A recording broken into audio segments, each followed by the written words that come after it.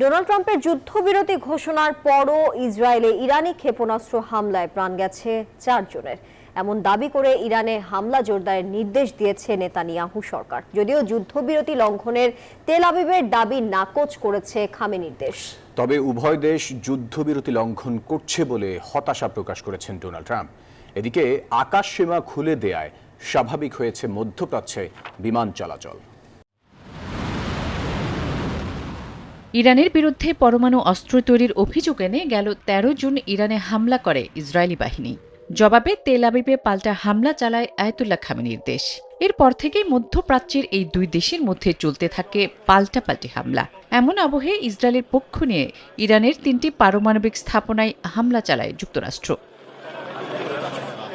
তবে পরিস্থিতি নাটকীয় মোড় নেয় যখন সোমবার মধ্যরাতে মধ্যপ্রাচ্যে কাতারের মার্কিন ঘাঁটিতে মিসাইল হামলা চালায় ইরান। কেননা ইরানের এমন বদলার জবাবে পাল্টা আঘাত না করে এর কয়েক ঘন্টার মধ্যেই ইসরায়েল ইরানের যুদ্ধবিরতিতে যাওয়ার কথা জানান মার্কিন প্রেসিডেন্ট ডোনাল্ড ট্রাম্প। বান্ডেল থাকলে প্রতি সেনমানিতে টাকা বাঁচবে। বিকাশ সেনমানি বান্ডেল কিনে জিতুন প্রতি লেনদেনে। এতে ইরান ইসরায়েল খানিকটা অনীহা প্রকাশ করলেও পরে যুদ্ধবিরতিতে সম্মত হয়। তবে তেহরানের বিরুদ্ধে যুদ্ধবিরতি লঙ্ঘনের অভিযোগ তুলেছে ইসরায়েল।